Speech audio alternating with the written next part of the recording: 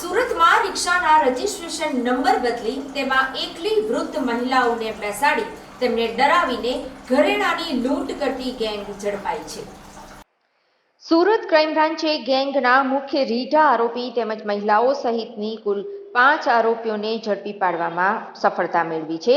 Gang પાસેથી original ઘરેણા સહિત ₹2,15,980ના મુદ્દામાલ સાથે ક્રાઇમ બ્રાન્ચ પોલીસે ધરપકડ કરી છે।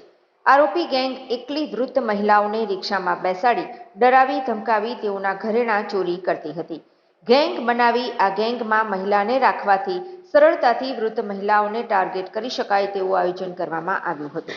ચોરીની ઘટનાને અંજામ આપ્યા બાદ ગેંગ દ્વારા રિક્ષાના રેડિયમ નંબરવાળા સ્ટીકર બનાવડાવવામાં આવતા અને તેને બદલી નંખાતા હતા।